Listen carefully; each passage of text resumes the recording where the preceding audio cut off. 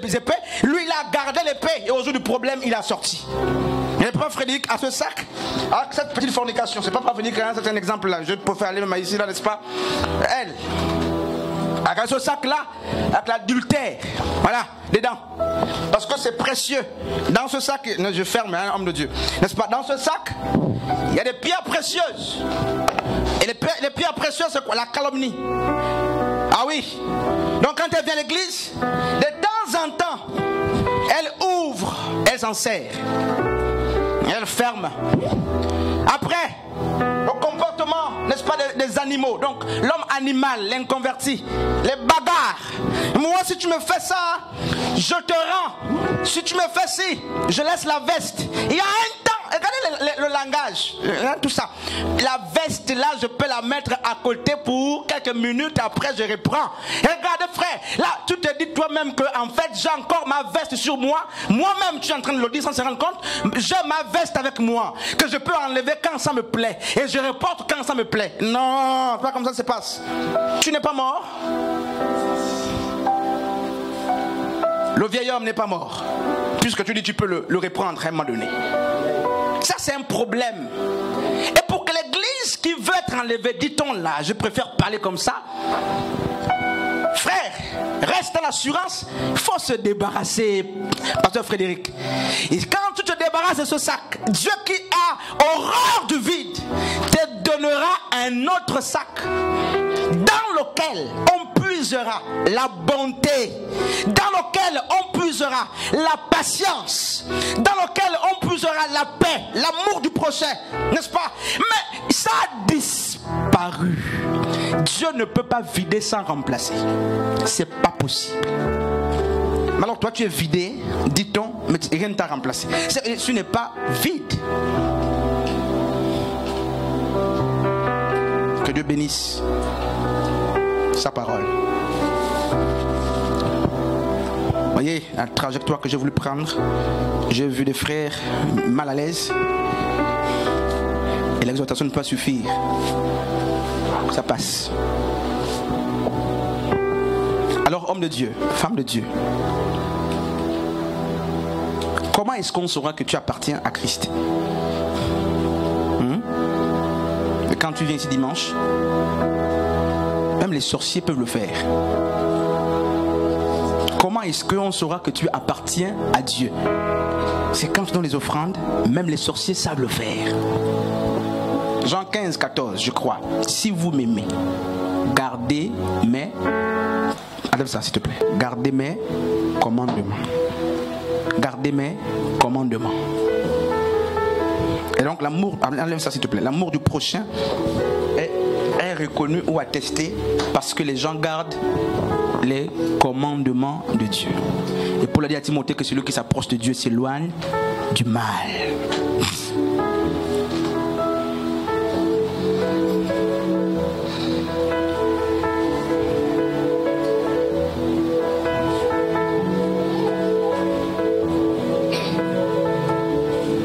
À quoi ça te sert d'être hypocrite?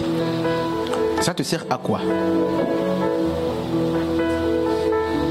Qu'est-ce que tu gagnes en étant hypocrite? Qu'est-ce que tu gagnes en tant que chrétien ou chrétienne en ayant deux hommes ou deux femmes dans ta vie?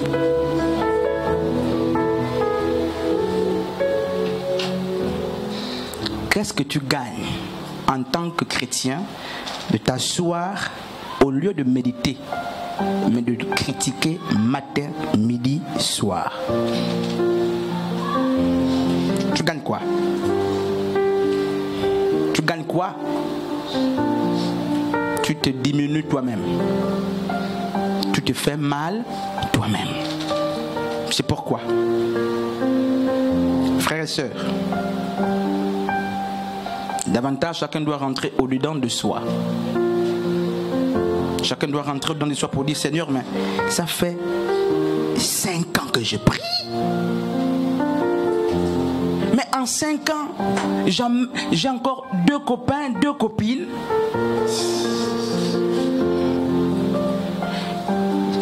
J'ai encore 3, 4.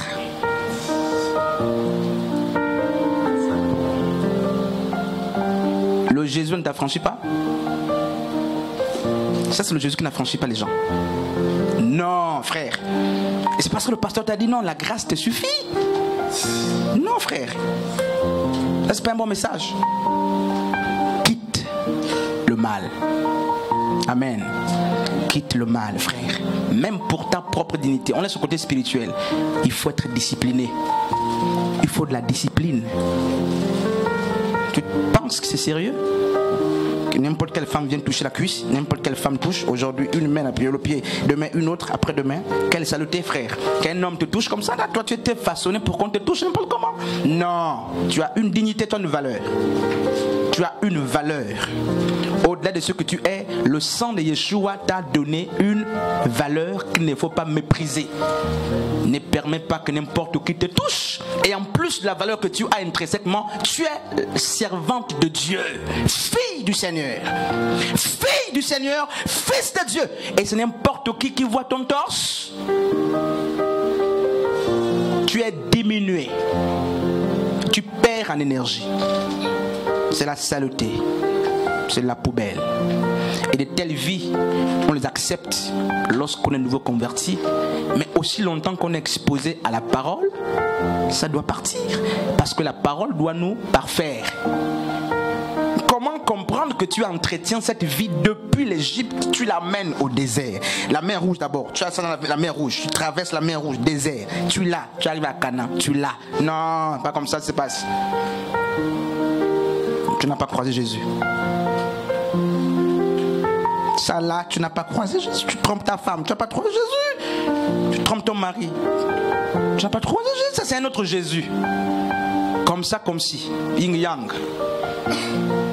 Baisse ta tête, nous allons prier un instant. On va prier.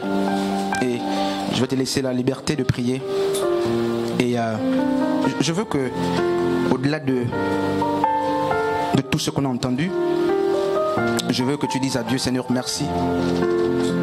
Merci de nous rappeler ce qui est salutaire pour nous, c'est qu'on doit davantage chercher la justification. Et Yeshua a dit justement à ses apôtres que si votre justice ne dépasse pas celle des pharisiens, vous ne verrez pas le royaume des cieux. Et les pharisiens avaient mis la justice très très élevée. C'est pourquoi je veux que tu dises à Dieu, Seigneur, justifie-moi davantage.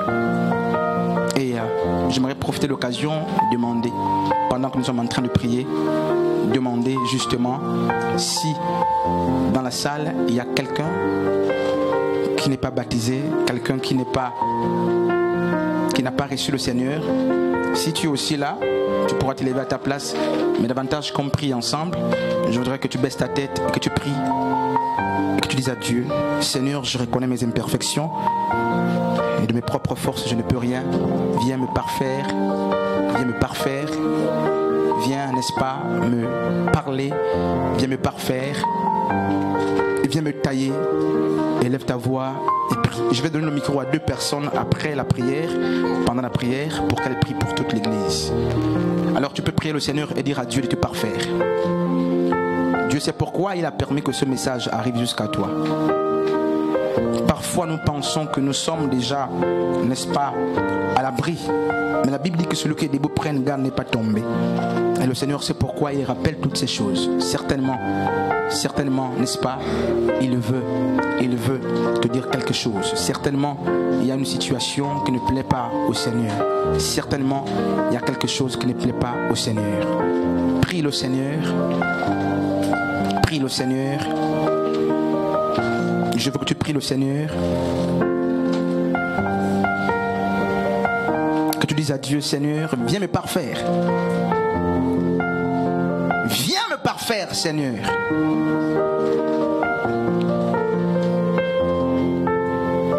Je ne suis rien sans toi. Et je ne peux rien sans toi. Pourquoi est-ce que ma vie ne t'a pas transformé? Merci, Seigneur. Est-ce que tu peux prier sincèrement? Est-ce que tu peux prier sincèrement le Seigneur et demander à Dieu de préserver sa foi? Yeshua a dit à Pierre, Satan t'a réclamé pour te cribler, mais j'ai prié pour toi pour que ta foi ne faillisse pas.